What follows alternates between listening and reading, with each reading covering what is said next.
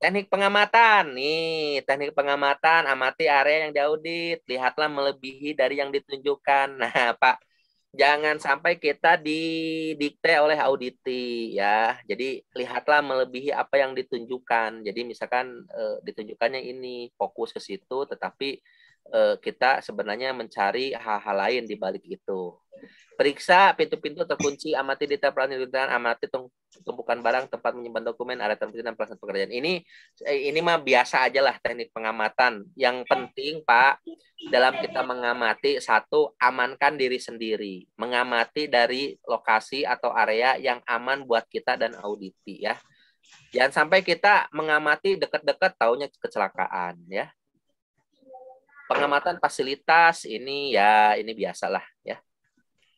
Catat dan klarifikasikan saat itu juga. Begitu diketemukan kejanggalan atau ketidaksesuaian atau peluang adanya perbaikan, gunakan semua indera Anda untuk mencari peluang perbaikan. Ingat Pak, di audit itu sebenarnya intinya kita mencari kesesuaian.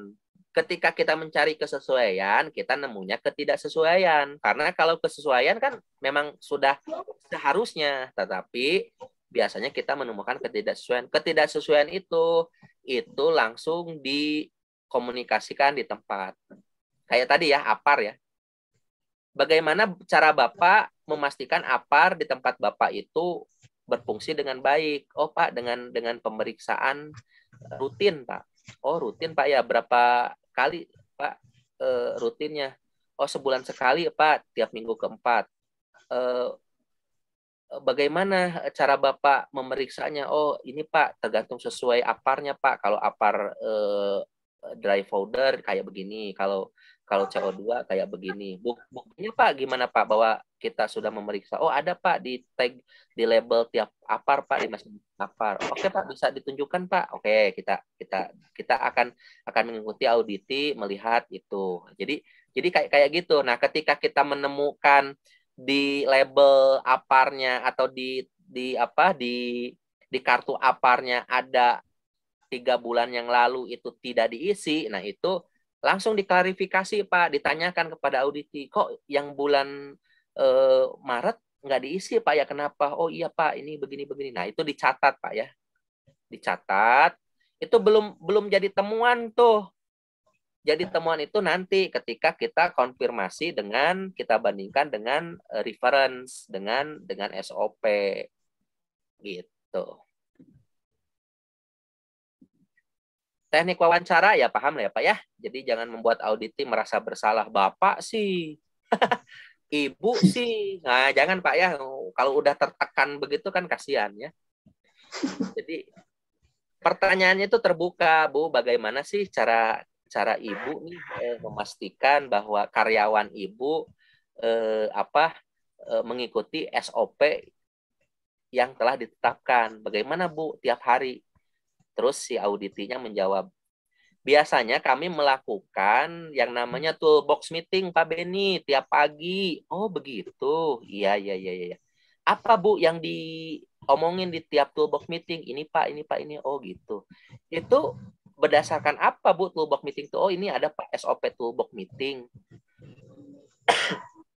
Oh gitu ya Bu ya. Oke, SOP yang mana Bu? Oh yang ini dicatat. Coba Bu bahwa bukti Ibu sudah melakukan toolbox meeting ada Bu? Oh ada Pak, ada daftar ini daftar hadirnya Pak. Oh gitu. Coba Bu yang 3 hari yang lalu ada nggak Bu daftar hadirnya? Oh ada. Yang termasuk yang dibahasnya ya Bu ya? Oh, ada ya Pak. Dilihat. Oh iya ada. Gitu. Itu Pak Pak. izin bertanya Pak. Lanjut. Ya, Pak kalau misalnya auditinya itu minta saran ke auditor, sikap kita sebagai auditor gimana Pak? Minta saran Pak, boleh. Ini kan internal audit Pak. Justru minta saran itu yang diharapkan Pak.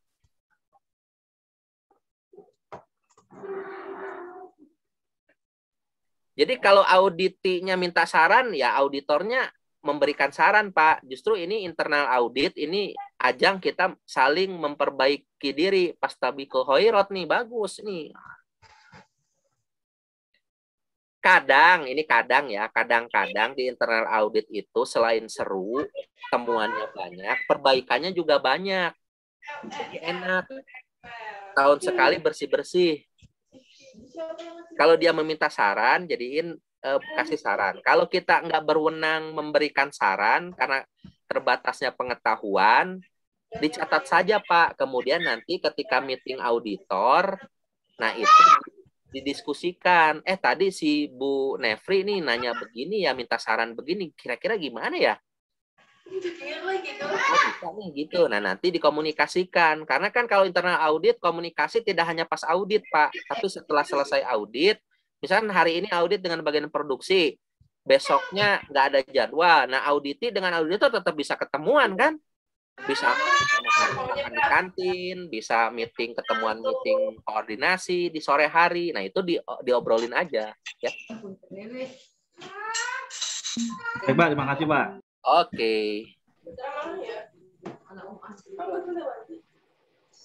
Nah ini Pak, jangan lupa ingat auditor tidak mengaudit personel ya. Jangan Pak, jangan sekali-kali body saving ya. Si ibu ini mah begini begitu, jangan. Si bapak ini begini begitu, jangan. Jangan menguji kemampuan personel, jangan Pak. Ya. Kosongkan pikiran kita, kosongkan pengetahuan kita, anggap bahwa yang kita hadapi ini adalah guru kita. Jadi biarin dia mendeskripsikan apa yang kita tanya, biarin kita catat. Jadi jangan menekan dan jangan ngetes, kecuali ngetes APAR itu boleh. Jangan pernah menyalahkan auditi.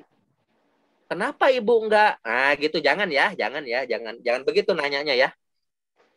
Bu, kenapa sih enggak di gitu, jangan ya. Pak Beni, lanjut. Mau nanya, kan tadi kan ada hasilnya Pak dari audit ya, kan ditindaklanjuti. Itu setelah dinyatakan setelah auditornya selesai terus buat kesimpulan atau buat hasil, atau sebelumnya Pak untuk menindaklanjuti temuan tadi? Iya, jadi begini, di internal audit jangka waktu internal audit itu pelaksanaannya bisa dalam beberapa hari Pak, nggak 2-3 hari kelar. Boleh jadi dalam seminggu atau 10 hari.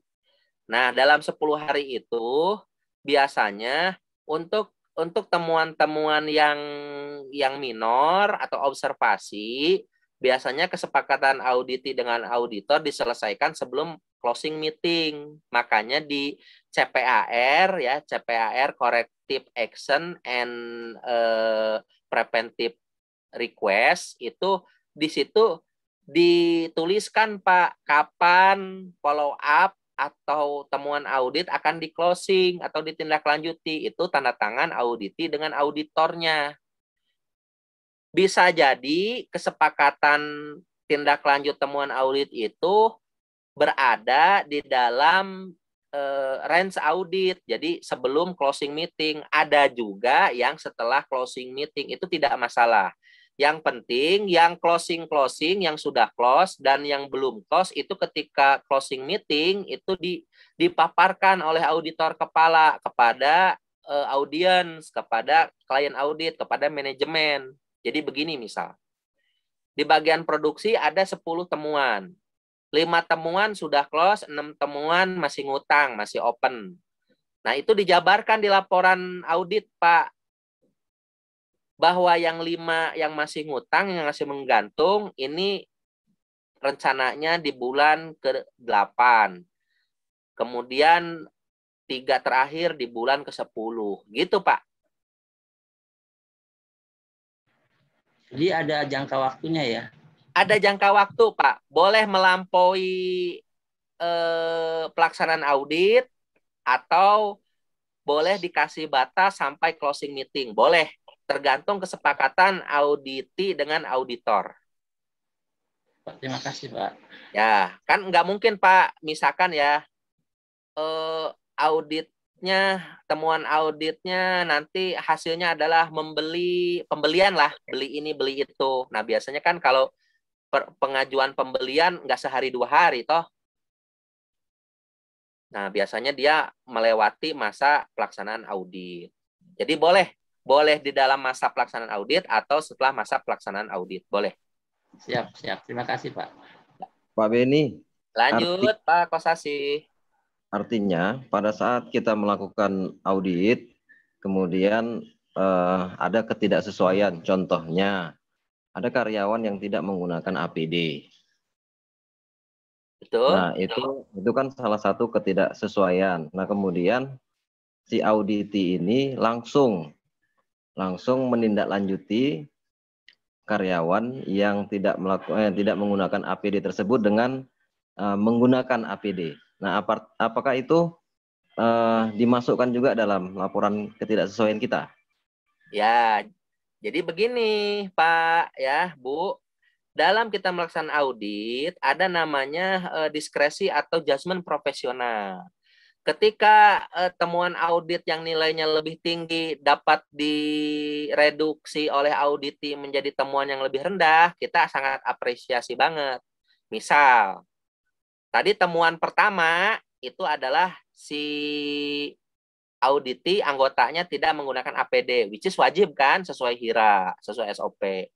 Tapi ketika kita tegur, ketika melakukan audit langsung di corrective action kan, dipakein atau diberikan misalkan APD sehingga si orangnya menjadi menggunakan APD. Nah, temuan auditnya tidak lagi dia tidak menggunakan APD, tetapi kedisiplinan, keajegan, begitu. Jadi ada degradasinya, Mas. Jadi temuannya itu akan terdegradasi menjadi lower finding karena ada follow up secara langsung dari auditi. Gitu. Ya, baik, Pak. Jadi jangan ngomongin auditinya nggak disiplin tidak menggunakan APD, tapi nanti bahasanya adalah ditemukan karyawan yang tidak disiplin menggunakan APD, gitu misalkan ya. Jadi tidak ngomongin saklek terkait yang tinggi kelasnya, tetapi diturunin lagi temuannya gitu. Cari klausul yang lain yang terkait dengan itu. Berarti awareness-nya terkaitnya lemah gitu, Mas. Jadi awareness terkait dengan penggunaan APD lemah gitu. Baik, Pak. Ya. Pak, mungkin nanti bisa di-share, Pak, untuk form checklist kualifikasi temuan minor, temuan mayor, atau ada Pak, kalem Pak, komplit Pak, nanti dari standar ID ada di itu, ada 6 file di luar materi ya. Jadi kalau dengan materi jadi 8. Kalem Pak, kalem. Baik Pak. Pak, izin bertanya. Pak, izin tanya lagi Pak. Lanjut Bu. Ya, tadi Pak di slide sebelumnya yang terkait bahwa kita itu kan bukan mengaudit personil ya Pak ya. Misalnya gini Pak, terkait misalnya kita tahu ya ada petugas P3K, kan secara peraturan mereka harus dilatih dulu ya Pak ya terkait dengan P3K. Tapi ternyata belum dilatih tapi sudah diangkat sebagai petugas P3K. Terus kalau di situ di temuannya kita mencantumkan nama personil itu apakah diizinkan nggak ya Pak seperti itu? Ya. Jadi nanti Bu di slide selanjutnya akan kita ngomongin bagaimana kita menuliskan temuan audit ya. Jadi nanti kasus Ibu itu bahwa kompetensi petugas P3K tidak memenuhi aturan kan gitu intinya ya. Dibuktikan dengan misalkan dibuktikan dengan petugas P3K bernama Beni Cahyadi belum dapat ditunjukkan sertifikat P3K-nya. Jadi begitu Bu, nanti ada Bu. Jadi boleh disebutkan nama sama NPK atau nomor pokok karyawannya boleh. Nanti di slide selanjutnya kita akan bahas terkait dengan bagaimana cara menuliskan temuan audit ya, Bu ya. Baik, terima kasih Pak Beni. Yuk. Pak Beni satu lagi Pak. Lanjut. Biasanya kalau kita internal audit itu kan ada audit dokumen dan audit visit Pak ke lapangan. Jadi kita sebagai auditor, apakah perlu auditi itu menyediakan perlengkapan kepada auditor pada saat kita visit ke lapangan, gitu Pak? Siap. Jadi begini, prinsipnya auditor itu adalah tamu auditi. Yang namanya tamu, berlakulah keselamatan dan kesehatan jiwa raganya selama bekerja itu tanggung jawab tuan rumah. Ketika itu terjadi, maka idealnya penyediaan APD, jalur-jalur jalur-jalur visit itu menjadi tanggung jawab auditi. Tetapi kan ini kita ngomongin internal audit. Internal audit itu ya kan perusahaannya kita juga. Kita udah tahu ya kalau APD ya kita harus nyediain sendiri. Kan begitu, segala macam. Baik, Pak. Kalau auditor eksternal masuk ke perusahaan Bapak, biasanya kita akan disediakan APD yang sesuai dengan resiko bahaya yang ada di tempat Bapak. Karena berlaku konteks itu, Pak. Saya pengunjung yang bekerja di tempat Bapak. Nah, karena bekerja di tempat Bapak, keselamatan saya menjadi sepenuhnya tanggung jawab tuan rumah, gitu, Pak. Jelas, Pak ya? Pak, izin bertanya. Lanjut, Bu. Ya, Pak, misalnya kita kedapatan buat ngaudit departemen engineering nih, Pak. Siap. Nah, itu kan sesuatu yang memang kita belum pernah pelajarin sebelumnya gitu. Jadi, ketika kita ingin meng-cross-check data, apakah memang desain yang mereka buat itu sudah memenuhi aspek standar safety-nya itu gimana ya, Pak ya? Ya. Maksudnya mereka hanya, sudah kok Bu, sudah misalnya gitu. Nah, kan sedangkan kita sebagai auditor itu harus tahu apakah ini sudah apa belum gitu. Sedangkan kita tidak punya keterampilan atau pengetahuan untuk mempelajari, desain ini sudah sesuai dengan safety-nya atau gimana gitu, Pak. Ada tipsnya nggak, Pak?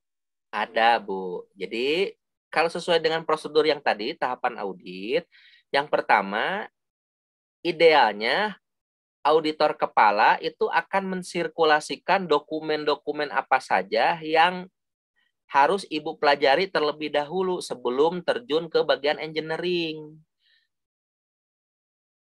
Yang tadi tuh, yang slide sebelumnya. Jadi, Ibu itu nggak akan kosongan.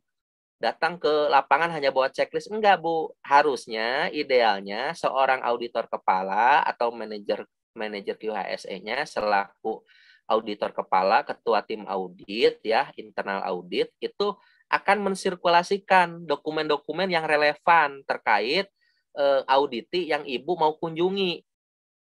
Nah, dari situ Ibu akan punya waktu dan kesempatan untuk mempelajari terlebih dahulu sebelum pelaksanaan audit sebenarnya. Ibu bisa baca, Ibu bisa riset, googling, atau Ibu bisa istilahnya visit dulu. Kan ini internal audit ya. Internal audit itu kan perusahaannya ya di situ-situ juga. Ibu bisa berkunjung dulu ke sana lewat. Atau kalau saya dulu, itu saya sengaja, saya ke sana dulu, visit dulu. Jadi saya ngomong ke manajer engineering-nya, misalkan namanya Rudi, Rud, gue mau ke sana deh ya, gue nggak paham nih area lu. Gila, banyak alat-alat yang gue nggak paham.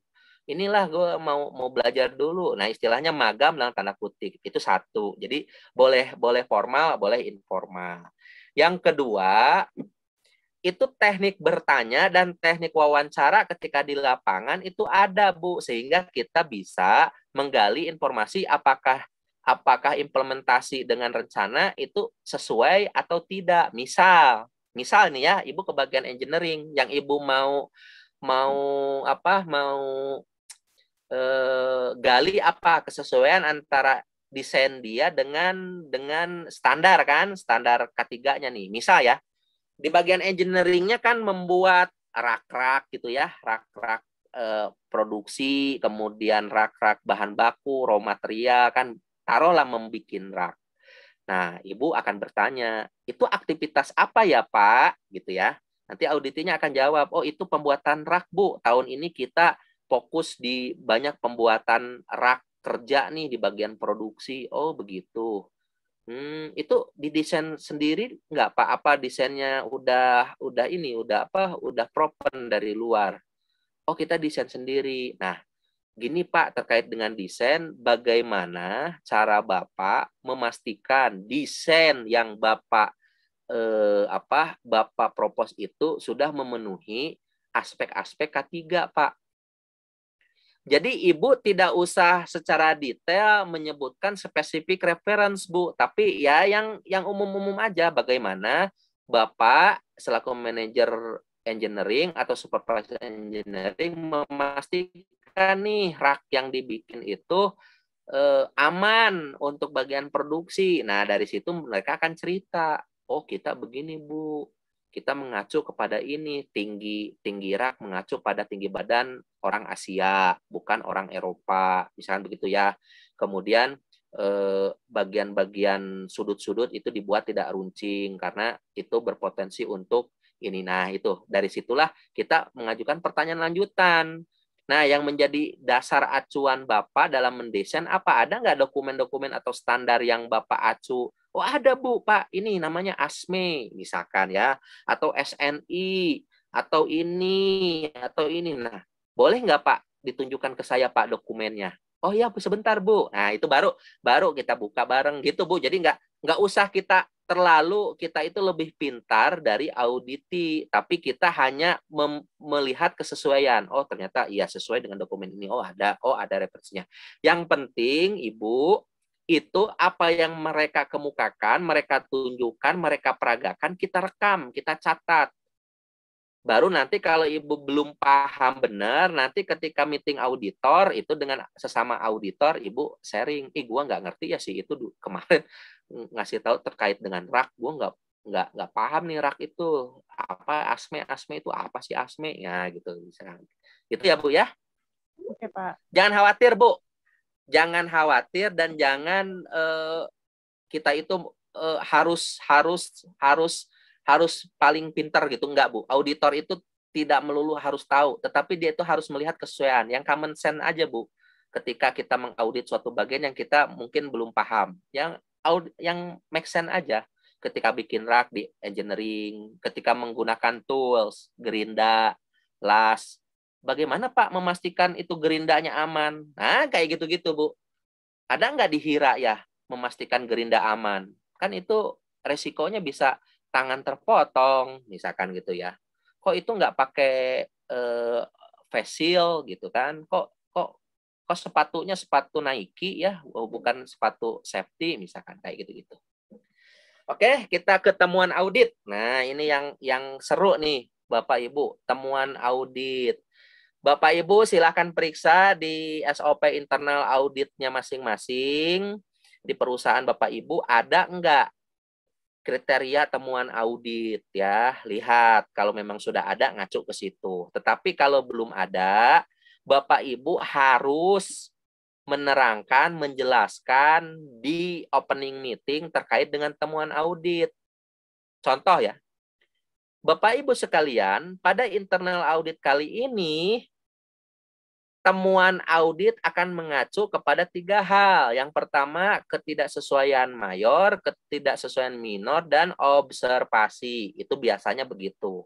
Ada juga perusahaan yang temuan auditnya beda. Tidak dengan observasi, tetapi misalkan ketidaksesuaian mayor, ketidaksesuaian minor, dan area of improvement. Nah, ada juga yang begitu. Jadi observasinya diganti dengan area of improvement dan lain sebagainya. Tapi yang akan kita bahas di sini yang umum-umum saja ya, Bapak Ibu. Jadi ada ketidaksesuaian mayor, ketidaksesuaian minor, dan observasi. Apa sih itu? Nah, ada yang mau sharing terkait mayor, minor, observasi?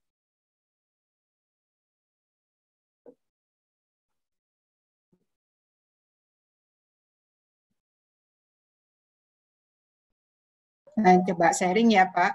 Enggak Ibu, silahkan.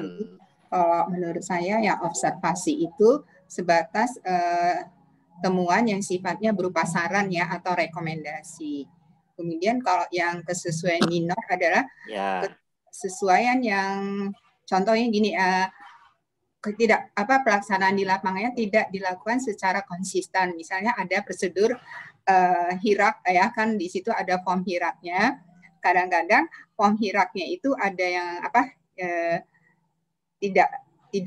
tidak semua lokasi atau tidak diverifikasi oleh yang jadi misalnya ada sebelum disahkan atau diverifikasi oleh atasan langsung, jadi tidak diberi misalnya diketahui dulu oleh pengawasnya, contohnya gitu. Jadi intinya untuk yang minor itu adalah suatu pekerjaan yang sifatnya tidak konsisten ya. Tapi kalau yang major itu adalah misalnya ada acuan ataupun berupa referensi, baik peraturan perundangan ataupun prosedur tidak dilaksanakan sama sekali. Begitu Pak Beni. Nah, siap. Bagus Ibu, terima kasih. Ada lagi yang lain, observasi itu belum menjadi ketidaksesuaian, masih potensi. Mungkin begitu ya Bu ya. Nah, itu benar. Kemudian ketidaksesuaian minor itu terkait dengan ketidakkonsistenan, itu juga benar. Kemudian kalau ketidaksesuaian mayor itu boleh jadi satu klausul di banyak tempat itu tidak berjalan, misal begitu. Jadi mayor. Misal ya, misal begini, ketidaksesuaian mayor itu bisa begini, terkait dengan HIRA.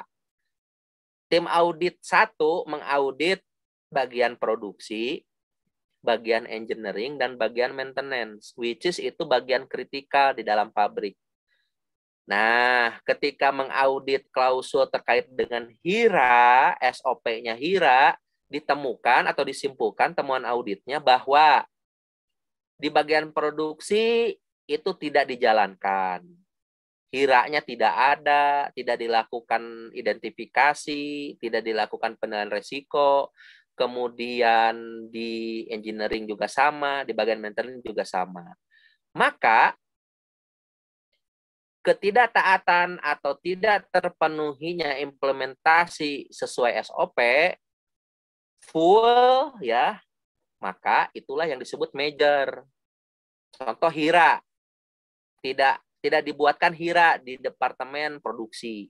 Padahal SOP-nya harus ada dokumen HIRA. Kalau dokumen HIRA-nya tidak ada, maka ke bawahnya udah jangan dianggap. Kayak sholat, Bu. Jadi kalau puasa dilakuin, zakat dilakuin, tapi sholatnya enggak, ya udah jangan pernah berharap diterima. Jadi ketika major itu salah satu case contoh kasusnya adalah misalkan HIRA tidak dilakukan di departemen produksi, sehingga di situ major. Nah, biasanya Bapak Ibu di beberapa SOP di tempat kerja, major itu dihindari ya. Karena kalau major itu ada ya, biasanya merambat ketika ada external audit.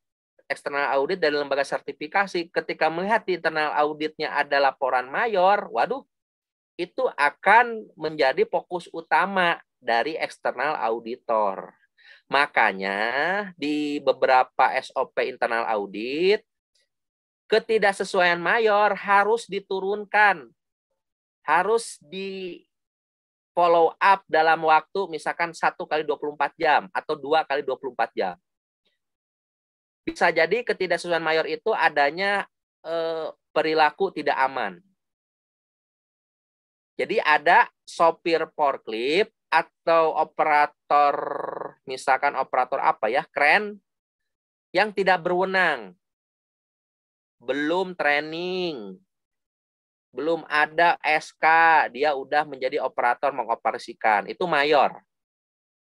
Tapi kalau minor itu hanya misal begini ya, misalkan satu SOP permintaannya 3 item, baru 2 yang dipenuhi, satunya belum, itu minor. Tapi SOP yang sama ditemukan di banyak tempat seperti itu jadi mayor. Oke ya. Kemudian observasi itu adalah potensi ketidaksesuaian. Jadi misal tata letak. Nah, tata letak nih. Jadi judgement profesional internal auditor itu menentukan juga, Pak, ini sepertinya ya. Coba Bapak ke sini. Kalau Bapak jalan dari sini ke sana, ada itu. Kira-kira Bapak terhambat atau tidak? Iya, Pak Beni terhambat. Nah, Berarti kan itu berpotensi menghambat ketika Bapak bawa barang, kan itu berpotensi barangnya jatuh. Oh iya Pak, oke dah Pak, observasi ya, ini ya, observasi. Sehingga itu temuannya adalah observasi. Observasi di tempat lain biasanya disebut area of improvement. Jadi area yang membutuhkan perbaikan gitu. Ada yang mau tanya terkait temuan-temuan audit? Rame nih Pak, Bu, biasanya temuan ini. Ini yang biasanya saling tawar-menawar. Jangan mayor dong, minor. Jangan minor dong, observasi aja. Diselesaikan di meja mie ayam biasanya. Pak. Yuk. Lanjut Mas Kosasi. Layout, contohnya layout APAR. Jika tidak ada, apakah itu termasuk observasi atau temuan minor? Layout APAR itu apakah menjadi requirement atau dokumen yang dipersyaratkan oleh SOP Bapak?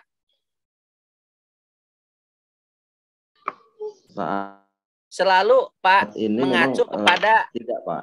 Diminta enggak? Kalau nggak diminta berarti enggak.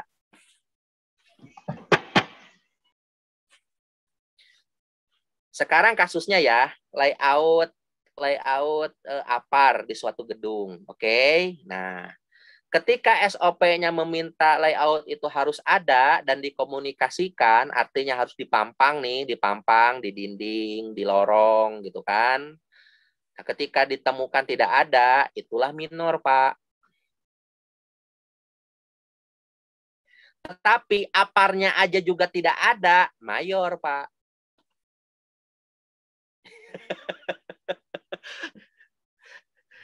Jadi Mayor, pada ya, satu SOP yang sama, jadi kita harus bisa. Ini yang main request-nya apa sih?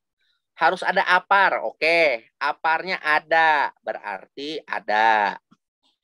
Tapi informasi tentang lokasi APAR itu tidak ada. Oh, berarti salah satu dari dua yang diminta oleh SOP tidak ada, ya udah minor gitu loh, Pak. Baik. Ya. Jadi jangan, nah kecuali begini, Bapak tidak menemukan bahwa layout itu tidak diminta dalam SOP.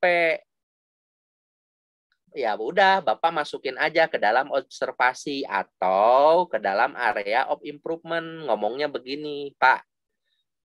Kalau saya ketika melintas, kan ini kita internal audit nih. Internal audit kan siapa aja bisa ada di mana aja di area perusahaan itu kan, gitu. Jadi, Pak, kalau saya kebetulan ke sini dan kebetulan ada kebakaran, saya nggak tahu, Pak, letak APAR itu ada di mana. Kan harusnya idealnya saya tahu letak APAR, sehingga kalau ada kejadian itu karena saya sudah di training menggunakan APAR, saya bisa langsung menggunakan APAR. Alangkah lebih baik dan membantu jika ada layout atau denah lokasi APAR. Oh iya juga ya Pak Beni ya. Iya ya udah saya masukin observasi ya Pak, area improvement. Oke, siap. Nah, nanti dari situ observasi itu akan berujung kepada MOC. MOC merubah SOP pemeliharaan dan APAR misalkan gitu. Jadi kayak begitu Pak ya. Ada lagi yang lain terkait temuan audit? Ini rame nih kalau temuan audit ini. Pak, maaf Pak, interupsi bertanya Pak. Lanjut. Jadi Pak, kalau misalkan di laboratorium itu ceceran bahan kimia itu berarti sudah masuk ketidaksesuaian major, Pak. Makasih. Ya, begini. Apakah sudah masuk temuan major? Oh gitu. Ceceran bahan kimia ya, ceceran bahan kimia. Gini. Iya, siap, Pak. Ya. 1. Jika ketidaksesuaian itu melanggar seluruh klausul, major. Melanggar seluruh SOP, major. Menegasikan HIRA, major. Maksud saya begini, Mas. Ceceran di lab dengan ceceran di kantin, sama-sama ceceran nih. Satu asam cuka, satunya asam cuka. Satunya di lab, satunya di kantin. Kira-kira mana yang minor, mana yang major, Mas? Yang major itu sepertinya di laboratorium, Pak. Nah, karena apa? Karena dia akan menegasikan hiranya. Akan berpotensi kebakaran, peledakan. Begitu ya. Oh iya, Pak. Makasih, Pak. Nah, atau di SOP-nya, nih di SOP Bapak di laboratorium, tidak boleh ada ceceran bahan kimia, tidak boleh ketika ada. Nah, itu karena itu perboden banget, itu kewajiban utama. Nah, kalau kewajiban utamanya tidak terpenuhi, khusus untuk laboratorium itu major. Saya bandingkan ya tadi ya. Asam cuka di kantin kan biasanya kalau makan ada cuka, ada garam meja ya, cuka makan segala macam. Nah, tercecer tuh biasanya tumpah-tumpah. Kalau di kantin dengan di lab kira-kira gimana tuh? Bobotnya sama-sama tumpahan, sama-sama asam cuka, sama-sama 5%. Tapi kan itu akan berbeda karena hiranya dinegasikan gitu. Hazard potensialnya lebih tinggi ya, Pak ya? Iya, Mas. Betul. Iya, Pak. Makasih, Pak. Lanjut. Ya. Tadi Ibu ada yang mau tanya, Bu? Saya mau tanya, Pak. Lanjut. Ya, ini kan tadi kan implementasi dengan SOP yang diterbitkan perusahaan. Tapi kan SOP-nya sendiri harus dicari kesesuaiannya dengan acuannya, Pak ya. Misalnya SOP kan mereferensikan ke ISO atau kemana. Nah, itu kan mesti dicari kesesuaian dulu kan, sesuai nggak SOP-nya sama yang disebut referensinya tadi, ke OSAS kah, ke ISO kah, ke SMK 3 kah, gitu ya, Pak ya? Betul. Nah, Pak Joko jangan khawatir, harusnya SOP yang baik salah satu bagian dari SOP adalah referensi SOP-nya itu apa. Jadi kalau Bapak lihat di setiap SOP itu harus ada reference atau referensi. Referensinya itu apa? ISO 9001 klausul. Sebutin Pak, klausul berapa? 4.1, 4.2, 4.3. Jadi kita nggak usah bawa klausul ISO, cukup SOP-nya. Karena SOP-nya di SOP-nya kan dicantumin tuh referensinya kemana. Referensinya ke ISO, klausul berapa. OSAS klausul berapa, SMK 3 elemen berapa. Jadi begitu. Jadi nanti sebenarnya ketika dia tidak sesuai dengan SOP, secara tidak langsung dia juga tidak akan sesuai dengan klausul. Makanya saya selalu meminta Bapak silahkan lihat SOP internal Bapak, kemudian bandingkan. Kalau di situ ada subjudul namanya referensi. Nah, referensinya itu apa? ISO 9001, sebutin klausulnya, harus disebutin Pak, klausul sekian, elemen sekian. Kalau ada peraturan, cantumin peraturan pemerintah nomor 4. Kayak gitu-gitu, Pak. Ya, baik, Pak. Terima kasih, Pak. Ya, kecuali yang COVID, Pak. Aturannya baru anget-anget, Pak, dari oven. Jadi harus dibawa ke lapangan. Ada lagi, Bu? Ya, ini terkait dengan ini kita coba lanjutkan. Nah, menuliskan ketidaksesuaian. Metode PLOR. Problem, location, objective evidence dengan reference. Contoh ya. Ini contoh aja nih. Nanti Bapak Ibu silahkan membuat sendiri masing-masing contoh. Pada saat audit, tidak dilakukan pemeriksaan barang yang dibeli di bagian pembelian, yaitu penerimaan surat jalan nomor GK 0128 untuk pompa palep tipe RTY tanggal 21 Maret. Hal ini tidak sesuai dengan prosedur penerimaan barang, SOP-nya itu, dan klausul 7.4 ISO 9001 versi 2008. Nah, lihat ya Bapak Ibu nih, lihat nih metode PLOR. Problemnya Ibu Bapak silahkan diajukan di awal. ditemukan saat audit tidak dilakukan pemeriksaan barang yang dibeli. Nah, apa kira-kira problemnya? Pemeriksaan tidak dilakukan. Nah, kan gitu ya. Jadi problemnya adalah tidak dilakukannya pemeriksaan barang yang dibeli. Nah, ya berarti itu problem. Tidak dilakukannya pemeriksaan barang yang dibeli. Itu sebagai P atau problem. Kemudian, di mana lokasinya? Di bagian pembelian. Objektif evidence-nya, apa buktinya?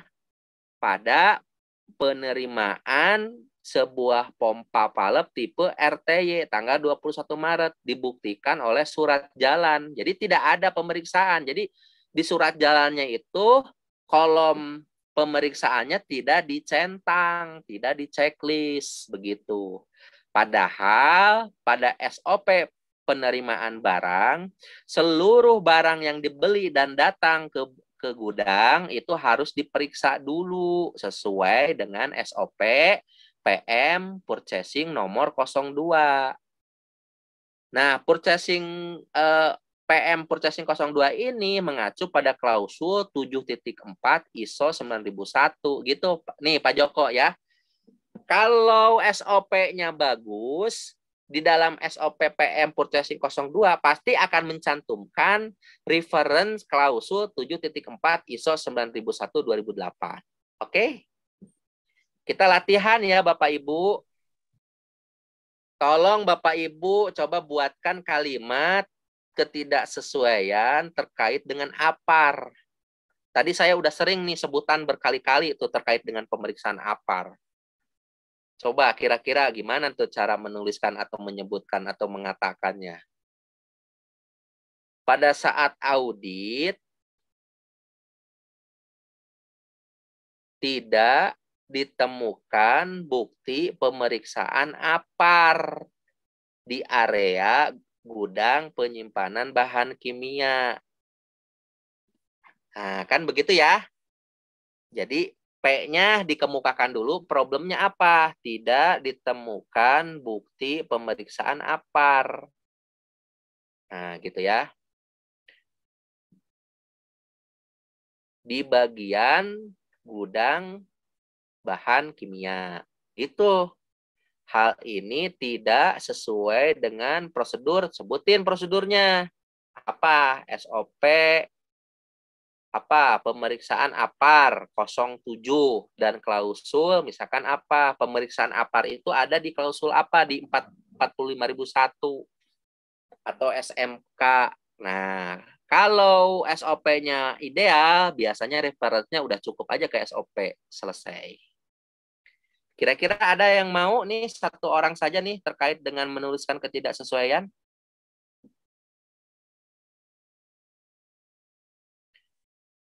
Pak Jeremy, terdapat unsafe condition pada saat penyimpanan APAR. Pada saat audit tidak ditemukan tag pada APAR sehingga tidak diketahui masa kedaluarsa APAR. Ketidaksesuaian dengan SOP APAR. Ya, yang lain?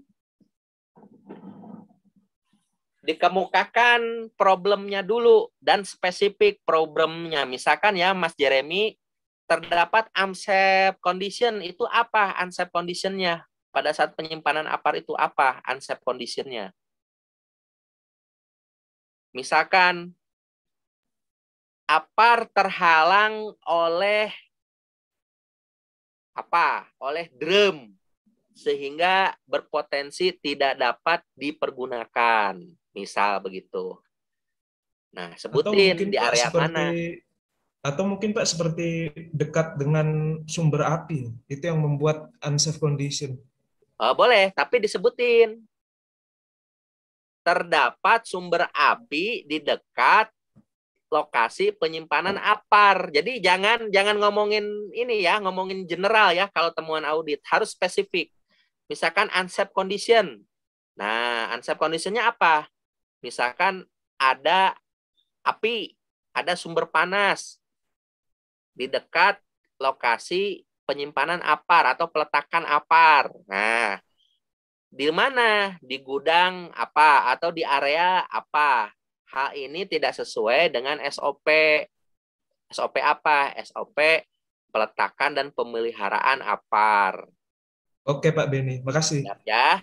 Permen berapa itu terhadap pemeriksaan dan pemeliharaan APAR? Ada yang masih ingat? Permenaker nomor tahun 80 nih. Nomor 4. Pak Barkah, Mbak Anissa deh yang perempuan. Pada saat audit ditemukan adanya CEO operator alat berat forklift yang sudah melewati batas expire. Hal ini tidak sesuai dengan prosedur pengoperasian alat berat dan klausul dan seterusnya dan seterusnya. Nah, benar ini. Nah, biasanya alat berat forkliftnya kan punya nomor, Mbak. Punya nomor. Jadi harus spesifik nih. Operatornya siapa? Kan itu wawancara ya, operatornya siapa. Pada saat audit ditemukan CEO operator alat berat forklift nomor sekian sudah melewati expire sehingga dan ini tidak sesuai dengan prosedur pengoperasian alat berat dan klausul selanjutnya. Jadi begitu harus misalnya forklift cuma satu Pak, dipakai bareng-bareng gitu, dipakai buat 3 shift misalnya. Jadi kita nyebutin nama operator ya. Iya, jadi forklift, ingat forklift harus dikasih identitas. Tapi forkliftnya misalnya cuma satu, Pak. Enggak masalah, kucing kita satu di rumah juga kita kasih nama, Bu. Berarti operatornya berarti ya? Ya, jadi ada 2 nanti kalau saya lihat forkliftnya tidak dikasih identitas. Minimal dikasih nomor, Bu, atau nama.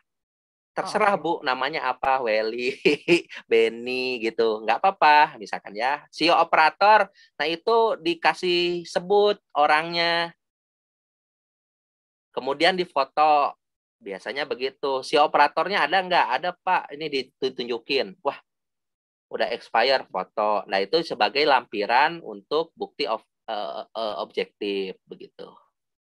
Pak Barkah nih.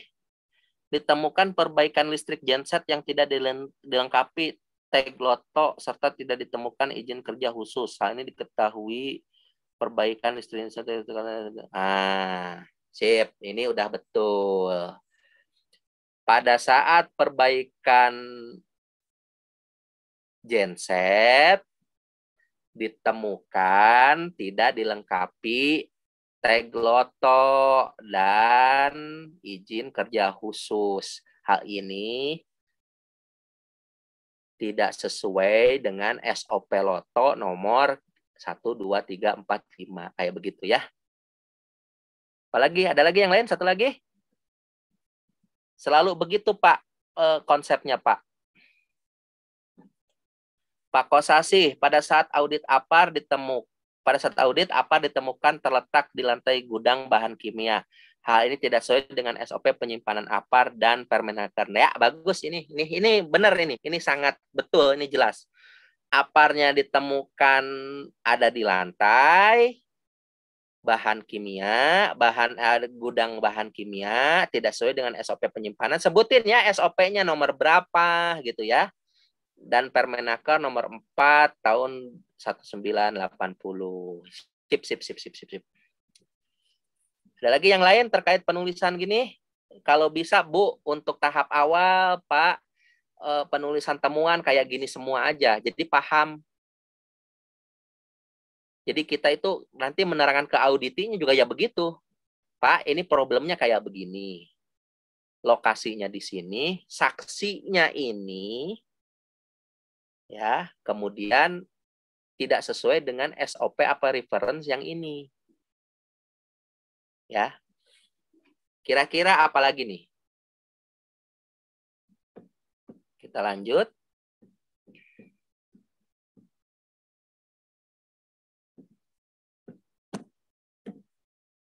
Nah, itu tadi keseluruhan minor ya. Nanti Bapak Ibu bisa cross check lagi. Kemudian mayor. Nah, kemudian di closing meeting ada ucapan terima kasih, bla bla bla, penjelasan seluruh hasil temuan, audit yang melakukan verifikasi hasil temuan, audit yang melakukan tindakan perbaikan dan terhadir. Bapak Ibu, temuan-temuan audit biasanya di beberapa perusahaan saya menemukan kebanyakan temuan audit itu langsung dituliskan di formulir CPAR, korektif, problem dan action request. Jadi langsung ditulisin di situ. Jadi nggak banyak-banyak formulir, biasanya begitu. Tapi ada juga perusahaan yang istilahnya formulirnya 2. Jadi formulir temuan audit 1 terpisah dengan formulir untuk CPAR. Jadi begitu. Tapi di beberapa perusahaan saya banyak menemukan temuan internal audit langsung dimasukkan ke dalam CPAR. Tergantung SOP-nya aja Bapak Ibu. SOP internal Bapak Ibu itu kayak apa? Kalau dia menyatakan bahwa temuan audit dituliskan dalam formulir CPAR, ya sudah itu aja. Tapi kalau SOP-nya ngomongin dituliskan di formulir yang lain yang spesifikasi untuk itu, ya sudah, jadi ngikutin aja sesuai SOP. Kalau saya lebih setuju banyak formulir, satu formulir untuk banyak keperluan, ya. Kemudian laporan audit yang dibuat merupakan dokumentasi dari kegiatan audit dan hasil temuan audit. Laporan audit di internal audit di SOP internal audit biasanya sudah berupa template. Jadi sudah gampang. Jadi tinggal masukin aja, disisipkan saja temuan audit, tanggal, personil, kemudian corrective action-nya kapan, berupa tabel biasanya. Nanti oleh standar ID ya, Mas Denny dan tim itu akan diberikan contoh-contoh laporan audit. Jadi template, jadi tinggal masukin aja Mas ya. Nanti gampang itu. Tindak lanjut itu melakukan pemantauan tindakan perbaikan atas temuan bahan masukan. Kapan orang udah di closing? Nah, ini disesuaikan aja dengan SOP internal auditnya di tempat masing-masing. Kalau pemantauannya itu masuk ke SOP yang lain, berarti biasanya itu merupakan tanggung jawab QHSE.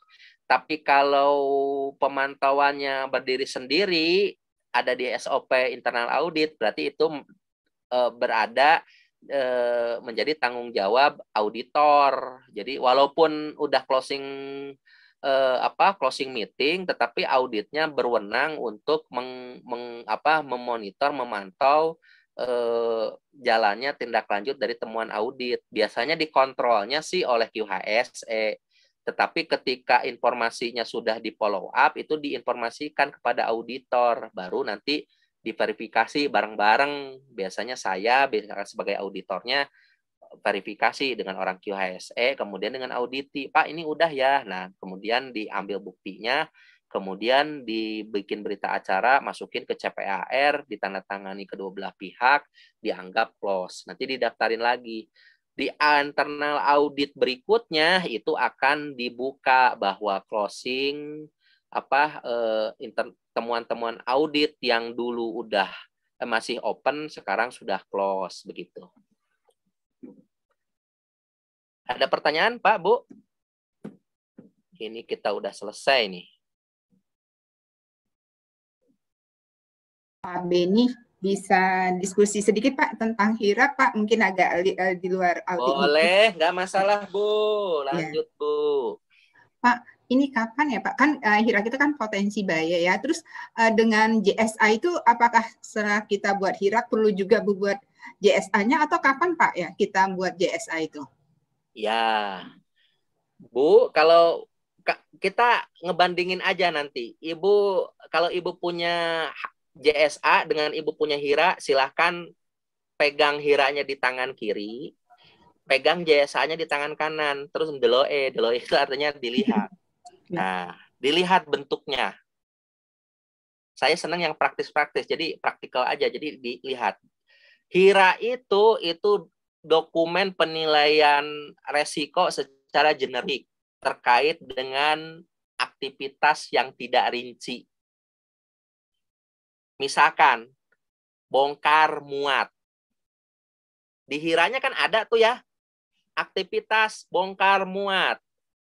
identifikasi bahaya apa ya, misalkan pertamanya waktu misalkan rutin, non rutin, emergency misalkan gitu ya. Kemudian sebelah kanannya, kolom kanannya lagi bahaya, misalkan bahayanya apa ya kan. Kemudian resiko pertama apa, dari situ kita turunin melalui program misalkan administrasi melalui SOP, manual handling. Kemudian misalkan rekayasa engineering melalui pembuatan alat bantu.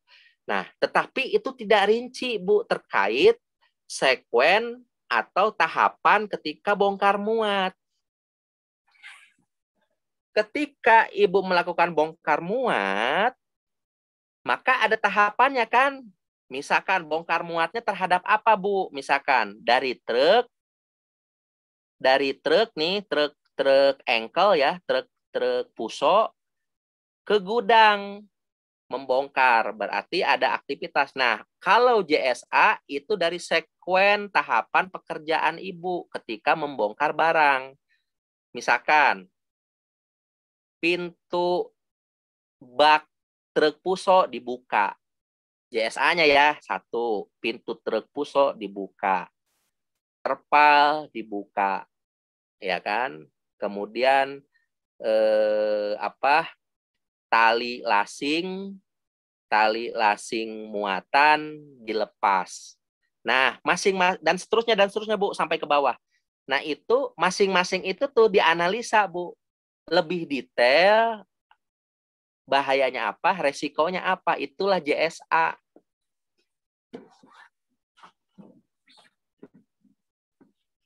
Kalau HIRA itu kegiatan umum aja, yang kayak tadi saya sebutin, bongkar muat. Di HIRA itu tulisannya cuma kegiatan bongkar muat. Potensi bahayanya ini, potensi resikonya ini, bobotnya berapa, kemudian diturunkan. Nah, di JSA tahapan bongkar muat itu kayak apa? Itu stepping instruksi kerja. Makanya tadi pertanyaan Mas siapa tuh? Jadi HIRA itu levelingnya dengan SOP, JSA levelingnya dengan IK. Makanya JSA itu lebih detail dan lebih bagus ketimbang HIRA. HIRA mah, Bu, satu organisasi, satu HIRA. Tapi kalau JSA, Bu, satu kegiatan, satu pekerjaan, JSA-nya mungkin bisa 3. Paham ya, Bu ya? Ya, paham. Makasih, Pak. Ya, HIRA-nya membuat pisang goreng. Nah, di HIRA itu cuma ngomong begitu, Bu. Tapi kalau JSA, tahapan membuat pisang goreng itu apa? 1, membeli bahan baku. Wah, itu apa resikonya? Nah, gitu kan. Menyalakan kompor, memanaskan minyak, membuat adonan, apalagi mencelupkan adonan ke dalam minyak panas, membolak-balik pisang goreng, menunggu pisang goreng. Kayak gitu-gitu, Bu. Jadi, nah itulah JSA, Bu. Masing-masing sekuen itu, pantak-pantak pekerjaan itu dinilai. Nah, ada yang mulai paham JSA dengan HIRA. HIRA itu satu organisasi gede, HIRA. Tapi kalau JSA itu bagian dari pekerjaan detail. Tadi tuh yang ngelas itu JSA, Bu, jangan HIRA. Kalau HIRA saya tolak biasanya. Apa ini HIRA? HIRA itu biasanya perusahaan bawa HSE plan baru HIRA. Tapi kalau masing-masing pekerjaan itu jadinya JSA. Membongkar, mengganti ban. Nah, itu JSA apa HIRA, Bu, kira-kira? HIRA, Pak. Nanti detailnya baru menjadi JSA. Ya. Ada lagi yang lain? Silakan. Kita udah di penghujung acara nih terkait dengan tindak lanjut bahan masukan itu bahan masukan itu ada rekomendasi. Nanti di form yang coba kita sirkulasikan itu nanti ada form di mana di kolom terakhir itu area of improvement. Jadi di situ silakan auditor bisa memberikan masukan kepada pihak auditi terkait temuan-temuan atau tindak lanjut hasil audit. Jadi jangan sampai hasil auditnya nggak pakai komen, harus dikomen Bu ya. Misalkan tadi temuannya APAR, tagnya nggak ada, atau kartu pemeriksaan bulanan tidak ada, di komen aja. Boleh kasih komen, semangat gitu boleh. Itu lebih apa, memberikan motivasi kepada auditor ketimbang kita tidak ada komen. Oke, kalau tidak ada pertanyaan lagi, mangga saya balikan ke Mas Denny.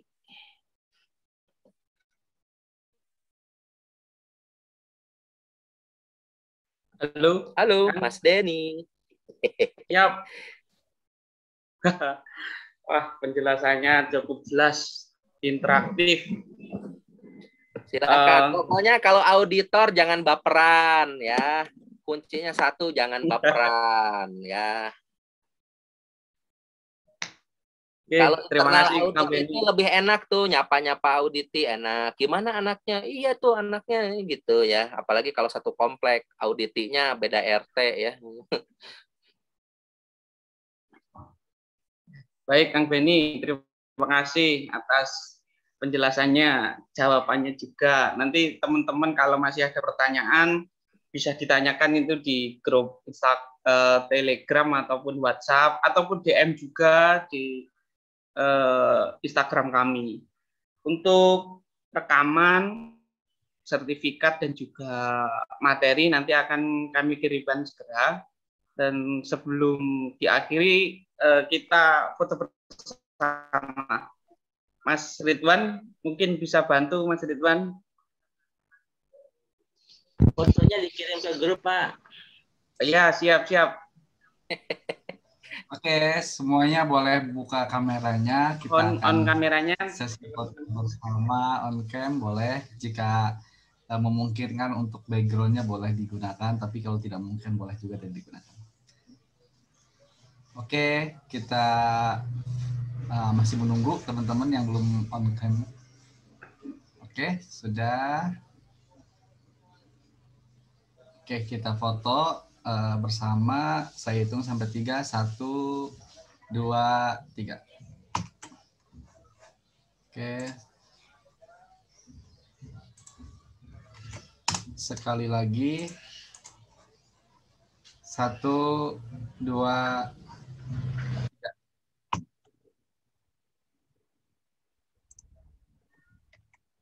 Oke, sudah.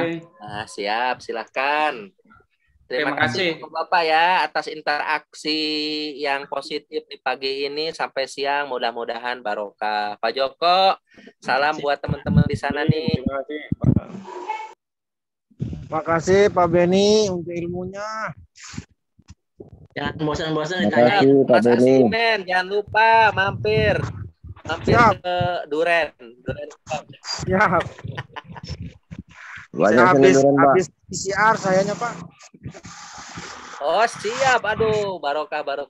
Mas Barkah nih, Mas Barkah. Wah, lihat tambah ganteng aja Mas Barkah. Pak, jangan lupa di-share nilainya Pak, pre dan post test. Nilai menjadi kepunyaan Mas Denny katanya, tidak di-share.